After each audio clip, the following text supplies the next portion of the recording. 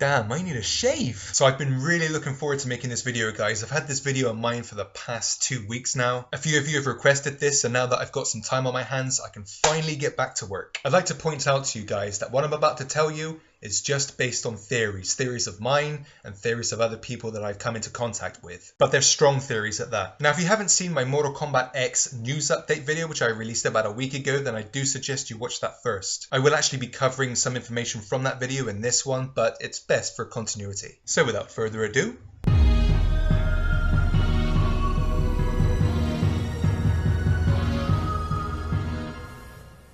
seriously, who is this guy? Okay, so before I start, I just want to put 2 theories that I've heard to rest. When the announcement trailer came out, there was a lot of speculation from a lot of people that this Sub-Zero was actually Raiden. What? Come on, guys. Ed Boon and NetherRealm Studios, they're a little bit more original than that. The second theory is one that when I heard it, I actually quite liked the sound of it. People thought and still do think that this Mortal Kombat game is a prequel to Mortal Kombat 9. Now, this theory was actually based on one thing and one thing alone, and that's how Scorpion and Sub-Zero look in terms of costume and design. Now, I can kind of see what these guys mean in terms of Scorpion, at least. I mean, if we look at Scorpion right here, his design differs vastly from that of Mortal Kombat 9's. It's not as elaborate, it's more simple, more in tune.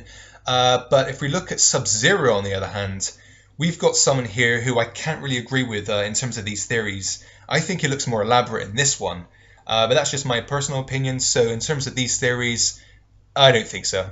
And add to the fact that it's already been announced and confirmed that the story for Mortal Kombat 9 will be continued in this game, so these theories are not really applicable. So let's start with theory number 1, design.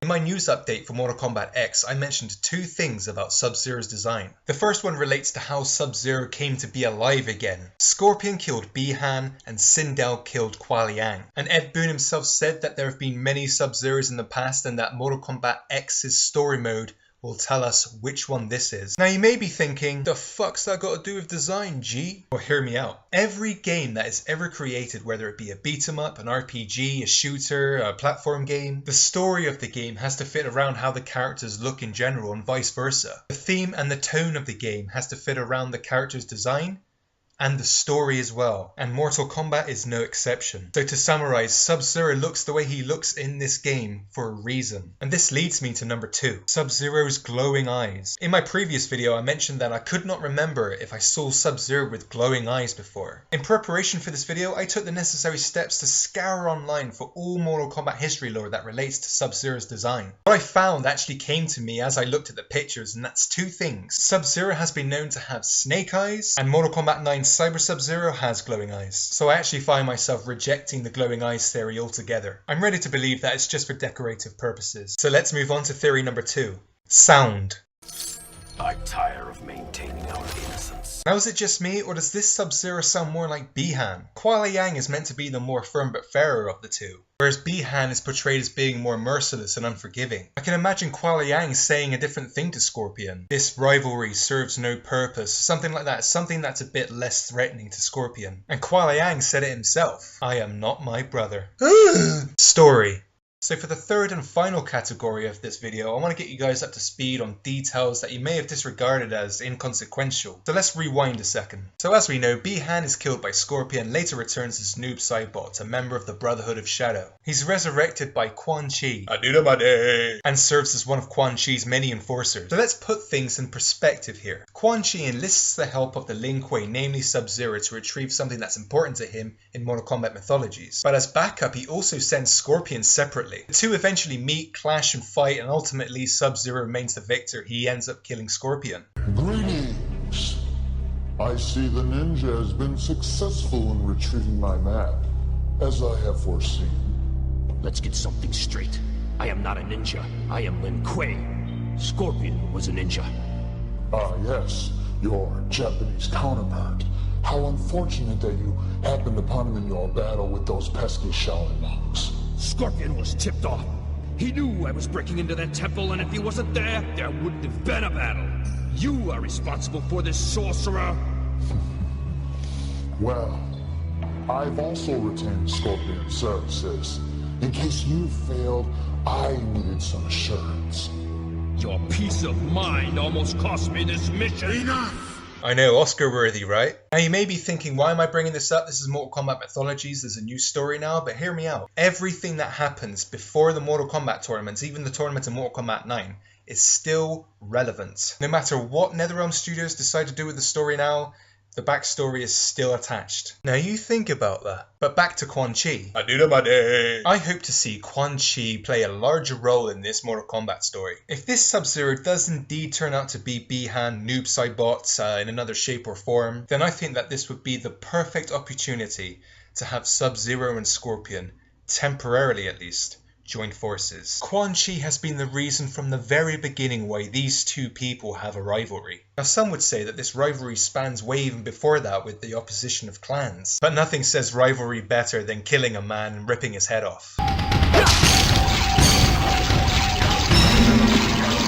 Fatality. Let's fast forward now to Mortal Kombat 9 story. I'd like to address something that I also addressed in my previous MK video. While most of the cast were killed off in MK9 story mode, we still didn't see Noob Saibot's demise. Noob Saibot was unexpectedly thrown inside the Solnado. This has to be the biggest boner for this theory analysis video. And it's also the main reason why I think that this Sub-Zero in Mortal Kombat X is not Kuai Liang. Seriously, if you really think about this, it makes perfect sense. Why bring Kuai Liang back from the dead when you can clearly use Bi-Han, who's still alive potentially? Another thing to support this would be what Ed Boon said recently in GameSpot's interview. It's now known that the story for Mortal Kombat X will carry on for Mortal Kombat 9, as I previously said before, so we can expect to see what happens right after MK9, 5 years ahead of MK9, 15 years ahead, and 25 years ahead as well. I'm not done yet. It's been confirmed that the story for Mortal Kombat 4 will feature in this game. Now this lends itself even more to the theory. The clip I'm about to show you, well,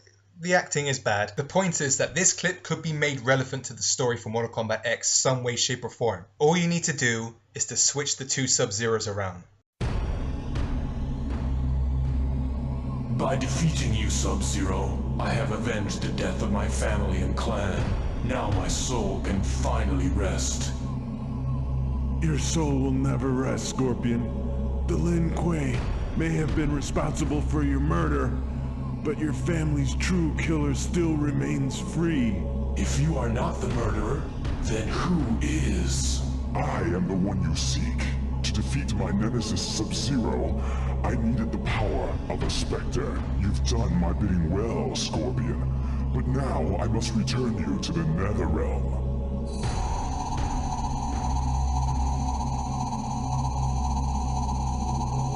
Never!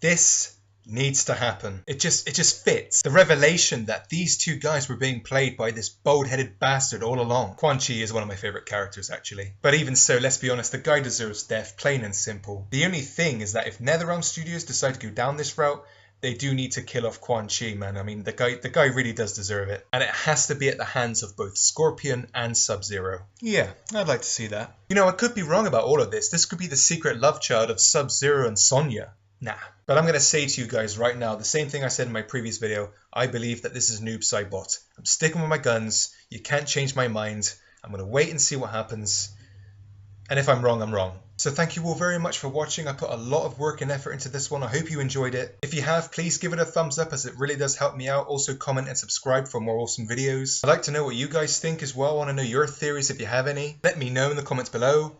You know, keep it tight.